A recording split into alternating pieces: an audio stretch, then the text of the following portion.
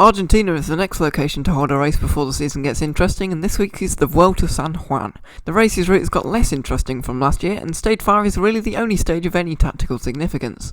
Remco Evenepoel came into this year's Queen stage leading by 30 seconds and with at least a minute on his nearest GC rivals because his time trial was insane. He's the new leader of Tacunic Quickstep after Julian Alaphilippe failed to start Stage 3 with stomach problems. The young Belgian really was favourite coming in too. I mean, look at how much time he has over his nearest realistic GC rivals. The stage itself is a fairly sensible 170 kilometres and features 3 climbs. The first two don't even average 3%, and the final climb up to Alto Colorado only averages 4.4%. You'd think that would make it easy to defend a lead, but Movistar totally outfoxed Alaphilippe last year with an early attack from eventual winner Annacona. Anyway, after about 50k or so, a group of 7 had formed with a gap of nearly 5 minutes and Quickstep mainly chasing.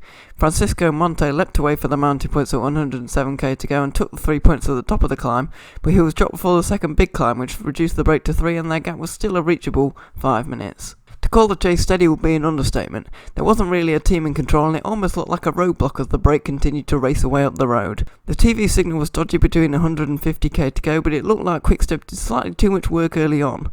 I mean, they weren't exactly dominating on the front anymore. Gerardo Atencio took the last climb of the day, and the group had 6 minutes on a now properly chasing peloton. The 1 minute per 10 kilometres rule doesn't really apply on mountain finishes, so it seemed that everything was going to plan.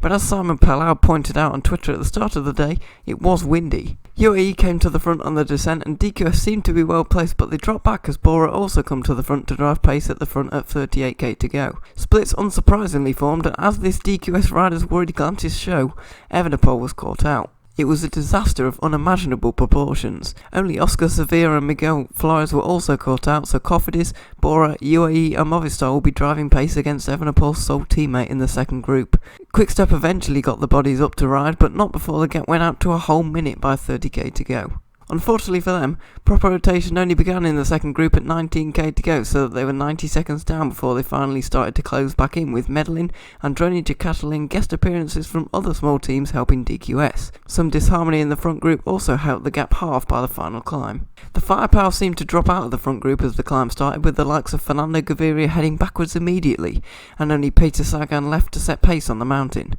Unsurprisingly, Evenepoel and Sevilla easily beat out the big Classics man, and it looked like they might just get back on. Brandon McNulty was desperate to avoid that and so attacked, splitting the front group for good at 14k to go. An Argentinian Continental rider joined in but was swapped for Guillaume Martin at 11k to go. The pair seemed uncatchable on paper but collaborated really badly, so a main group caught up with them at 9k to go.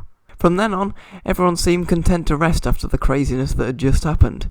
There also aren't many steep pitches on this climb, which also probably contributed to the stalemate. The King of the Mountains leader set most of the pace to keep a second group of chasers at bay for Sevilla, but it also began to tire the group. This stopped at 3k to go, encouraging attack from Martin, and then a counter from Evenepoel. 7 riders remained at the front afterwards, but a further 2 joined back on, prompting another attack from the DQS rider. He managed to distance Filippo Ganna this time, so kept driving pace instead of pulling off. The young rider might have spent a bit too much time on the front, because not only did Ganna rejoin, but he then also had no answers to the attacks for the win. Miguel Flores was the first to kick it off and absolutely blew the wheels off Martin, who was on the right wheel but had no answer. The Androni rider took the stage comfortably ahead of an overworked Sevilla in second and a fairly satisfied Ganna in third. It was a great performance by the team really, holding off in the crosswinds for 10k before helping DQS out, and then Flores only following attacks until the sprint for the line. And Remco Evenepoel did well to only lose 2 seconds to Ganna on the line, so will likely take the win at the Vuelta San Juan this weekend.